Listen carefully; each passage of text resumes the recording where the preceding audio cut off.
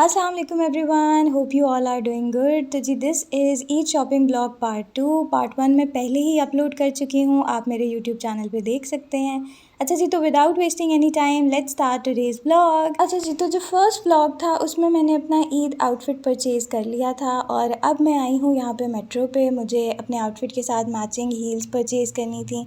यहाँ पे इनके पास बहुत ज़बरदस्त वैरायटी थी, 30% ऑफ चल रहा था और डिस्प्ले पे भी बहुत अच्छे कुछ हील्स और कुछ वेजेस वगैरह थे लगे हुए और यहाँ पे कुछ फ्लैट्स भी थे।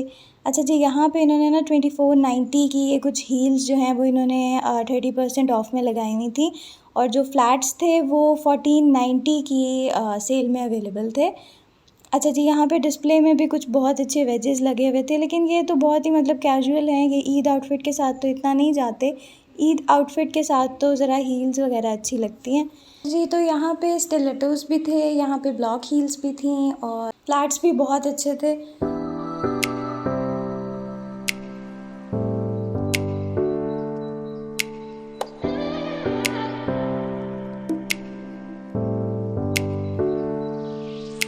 जी, तो फाइनली मुझे अपने आउटफिट के साथ ये मैचिंग हील्स मिल गई थी और यहाँ पे मार्केट में बहुत रश और बहुत गर्मी थी, तो हम पहुँचे तहज़ीब पे।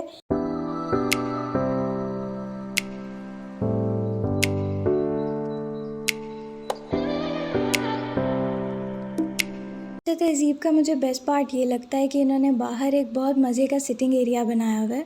आप यहाँ से शेक्स, आइसक्रीम्स कुछ भी लेके और यहाँ पे बाहर बैठ के आराम से मौसम एंजॉय कर सकते हैं। जी, I bought my ice cream shake.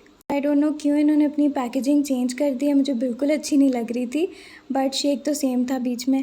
अच्छा जी, सो हील्स के बाद मुझे परचेज़ करनी थी कुछ एक्सेसरीज़ जो मेरे आउटफिट के साथ जाएं और मुझे बैंगल्स भी चाहिए थी क्योंकि ईद बगैर बैंगल्स के तो नहीं हो सकती ना।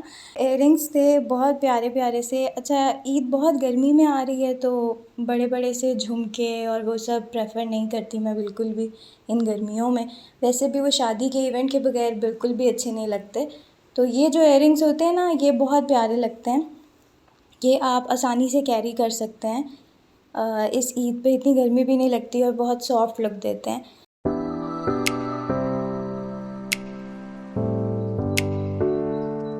यहाँ पे रिंग्स की भी बहुत अच्छी वैरायटी थी, कुछ चेन्स थी, पेंडेंट्स थे और ये कुछ झुमके थे, लेकिन ये वाले जो इयररिंग्स होते हैं ना, ये बहुत अगर शादी वगैरह का फंक्शन है तो उसमें बहुत अच्छे लगते हैं। अदरवाइज़ ये ईद वगैरह के ओकेज़न पे तो मुझे बिल्कुल भी ठीक नहीं लगते।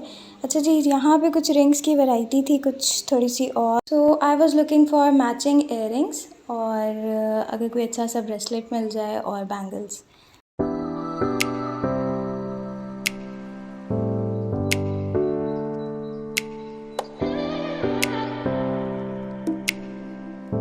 अच्छा, इस ईद पर तो नहीं, बट यहाँ पे बहुत अच्छी वैरायटी थी चोकर्स की भी और ये बहुत इवेंट्स पे प्यारे लगते हैं। अच्छा जी, तो अब ऑलमोस्ट मेरी सारी शॉपिंग कंप्लीट हो गई थी और अब सिर्फ मेहंदी रह गई थी और अब मैं जा रही थी मेहंदी लगवाने के लिए।